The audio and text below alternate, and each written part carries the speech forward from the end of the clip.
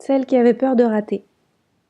De rater quoi d'ailleurs? De rater sa vie, ses projets, ses histoires d'amour, toutes les choses qu'elle essaye, toutes les choses nouvelles. Celle qui avait peur tout court finalement de vivre. La peur, je connais bien parce que j'ai eu peur pendant très longtemps. J'ai encore peur aujourd'hui de certaines choses, comme par exemple faire des podcasts et d'avoir l'air ridicule, ou alors que personne ne les écoute. C'est sûr que la peur est toujours là. Elle est toujours là, surtout quand on essaye quelque chose de nouveau, parce qu'on ne sait jamais si ça va marcher. Il y a quelques années, 15 ans déjà, je me rappelle très bien, j'ai fait un contrat avec moi-même. Je me suis dit, ok, t'as peur. Ok, t'es une peureuse. Eh ben, c'est pas grave. Tu vas y aller quand même. Et tant pis si t'as peur, tu vas essayer. Et puis tu vas voir que derrière, parfois tu vas rater, parfois tu vas réussir. Mais dans les deux cas, tu vas avoir appris quelque chose. Alors, je sais pas trop d'où ça me vient, cet esprit-là, mais ça fait très américain dans l'état d'esprit.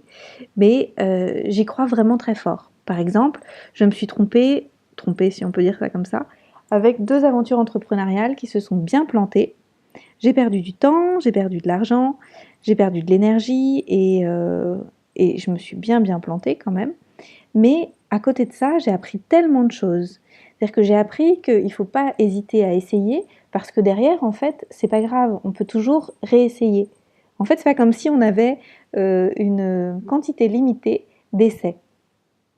Je me suis rendu compte aussi que ce qui est le plus important, c'est de faire des choix de cœur plutôt que d'essayer de tout maîtriser avec ma tête. Alors ça, c'est super difficile. J'ai écrit un article dessus d'ailleurs sur mon blog. Mon plus beau chemin, enfin mon plus beau voyage, c'est celui que je fais de ma tête à mon cœur. Et je crois très fort qu'en fait, c'est un peu l'œuvre d'une vie.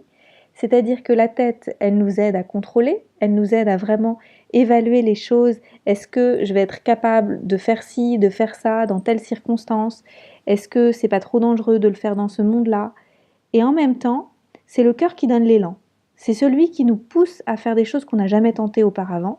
C'est celui qui nous dit ah, mais si, essaye, tu vas voir, on ne sait jamais. Et je crois très fort qu'en fait, c'est lui qui a raison. Et que c'est la tête, après, qui va exécuter des choses. Et on peut lui faire confiance à elle aussi, parce qu'elle va réussir à mettre en place ce que le cœur a décidé. Encore faut-il oser sa vie, oser y aller, et oser se faire confiance. Ce que j'ai fait jusqu'à maintenant, ça n'a pas toujours eu de sens pour moi, et ça n'a pas toujours eu de sens pour les autres. Tomber amoureuse de quelqu'un qui habite au bout du monde, et d'ailleurs ça n'a pas marché, mais c'est pas grave parce que j'ai beaucoup appris sur cette route-là aussi. Ou me lancer dans des études de naturopathie, une discipline qui n'est pas reconnue, avec une formation qui coûte relativement cher, et sans savoir si ça allait mener à un vrai métier.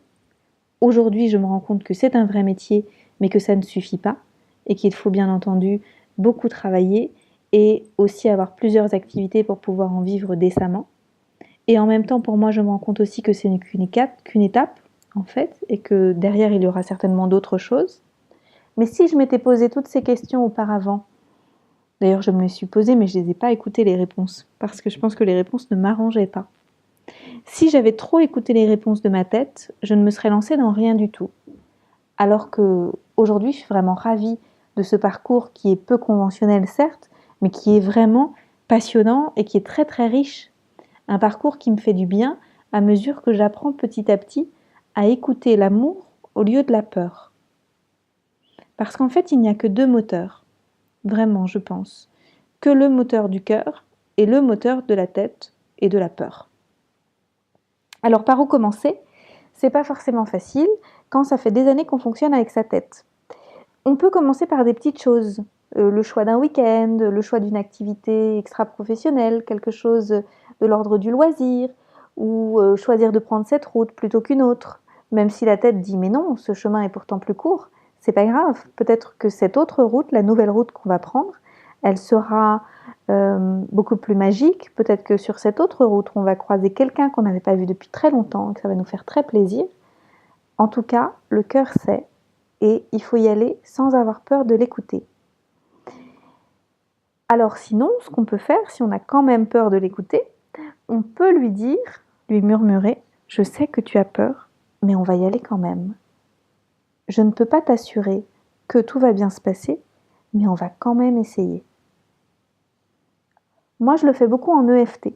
C'est-à-dire que quand j'essaye une nouvelle activité, quelque chose qui me fait peur, quelque chose où je me dis mais non, mais ça va pas marcher, ou ça vaut pas le coup, je vais perdre mon temps, je vais perdre mon énergie, eh bien je me tapote en EFT, Emotional Freedom Technique, je vous invite à regarder sur mon site, et je reconnais que j'ai peur. En fait, j'écoute toutes les parties de moi qui se disent mais non, mais c'est dangereux, ou tous les petits saboteurs qui sont sur mon épaule, des saboteurs qui sont hérités par la société, par la famille, par les amis, par la peur des autres en fait aussi, au-delà des nôtres.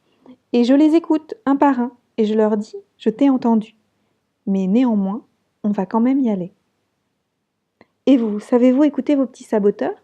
Comment faites-vous pour leur parler? N'hésitez pas à partager sur les réseaux sociaux toutes vos techniques pour passer de la peur à l'amour et oser avancer. À bientôt!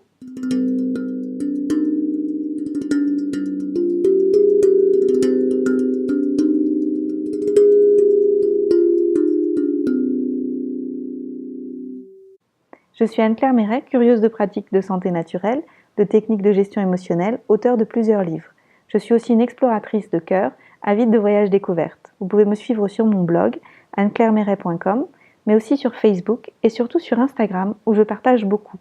Je consulte à Paris quand j'y suis, sinon à distance sur Skype et sur WhatsApp en session individuelle.